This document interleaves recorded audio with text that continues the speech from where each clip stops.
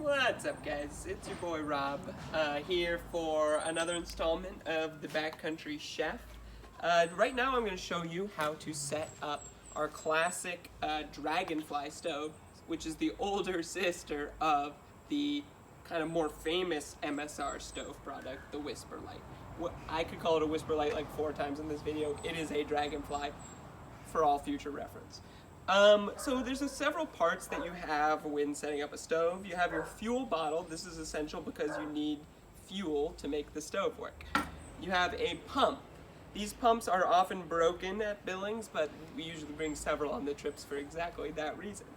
The pump is what gets the fuel into this thing, the fuel line, and this is the actual stove.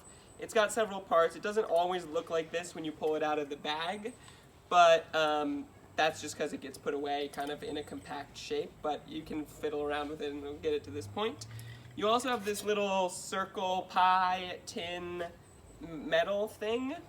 That's going to be on the bottom. That's always going to be the base of your stove, and that's going to allow heat to radiate as well as protect the surface below. And then this folded up piece of metal is a windscreen that can eventually be wrapped around. Alright, so your first step is to open the fuel bottle. Now these are child-proof, so that could be difficult for some of you. It is filled about halfway with fuel. You never want to fill these up all the way. And then getting the pump in is a little bit tricky. Okay, so you stick the little white dangly thing in, flip it in, then you seal it up tight. I'm never exactly sure what the right number of pumps is, but you are going to need to pump it. I think it's about 25 pumps to 30 pumps, depending on how I'm feeling that day. So I'm just going to get going. 5, 6, 7, 8, 9, 10, 11, 12, 13, 14, 15, 16, 17, 18, 19, 20, 1, 2, 3, 4, 5, 6, 7, 8, 9, 10. Can't count past 20, so I had to, run it back for me there. Okay, now this is a little known secret. This is, I'm actually not going to do this. If it weren't in COVID, I would take a little saliva and put it on the nozzle here at the end of the tube because it's a good lubricant for it. It's actually what MSR tells you to do. And then I'm gonna set up, I'm gonna put the pump into the fuel bottle, okay? So this is actually probably the trickiest step on this whole process because there's a right way and a wrong way to do it. I'm gonna be honest with you, Maya, this pump, it goes on the other type of stuff. Alright, so we had the wrong kind of stove, we realized, for the pump. Maya has a Whisper Light pump. This, therefore, is the younger brother of the Dragonfly. This is the Whisper Light in all its glory. It's a heck of a stove, but it's a little less powerful, so not quite as good for cooking for a group of 12 middle schoolers. So you just stick the pump in. You want to have the square, the metal square flush with the plastic bit of the pump, and then this gate is actually going to come over and lock in. If you don't have it right, it means you just put the pump on the wrong way and you need to play around with it. Alright? Now Whisper Lights I love Whisper Lights, and they do like to kind of get up on their edges, but it's pretty straightforward, alright? So on the Whisper Light there's one nozzle, on the Dragonfly there are 2 nozzles. The first part of what we have to do to light the stove is to prime it. Okay, and the way you prime it is you essentially let some gas go through the tube and still in its liquid form and kind of pool up in this undercarriage here, right here. This gas is cool because it exists in a kind of a fluid state, but when it gets hot enough it turns into a gas, right? So what we need to do then is use the fuel to heat up this whole apparatus so that way once it's hot enough, the liquid will come out of the tube and turn into a gas pretty much right away.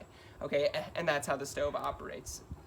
Don't read too much into the science on my fluid, whatever that is, liquid to fluid, state conversion, whatnot. So to open it, I'm just gonna flip open the pump here. I've already pumped it, and I'm gonna look and wait for some liquid to dribble in. It's gonna make a sound of liquid. You can put too much, but it's hard. The more you put in, the bigger the flame is. So I just give it a little light, and this is gonna, this looks like, oh gosh, a big flame. But I turned this back off, okay? And in turning it off, I don't want the liquid to continue to come out because that's going to be a really, really big problem. All right. So I'm just going to wait for the liquid in the undercarriage to burn off. And there's a real art to this. Perhaps the master of the art, more than me, is the person I've seen who's best at setting up stoves in my time at Billings could be Giovanni, the machinist Rodriguez. He may not set up his stove perfect every time, but when he does, he's faster than anyone else. So he's a master of this, but you want to let the flame die down to a manageable point, okay? And once it starts dying, you're going to open her up, and you should hear some noises. And see, I jumped the gun a little bit, which is a classic Rob move. I'll wait a little bit longer. The wind is not doing me any favors. It burns off kind of a nice black smoke for you all there. That's as a result of the kind of the singe on the stove itself. And yeah, okay, I'm waiting. I overdid it by putting a little more liquid. Okay, we're getting there. It's getting low. I open it just a little bit. Okay, it's making a good noise. It's whispering, so to speak. The dragonfly makes a much more pronounced noise. And ideally these flames start not being flames, but in the wind they might be. And yeah, that's a little overdone.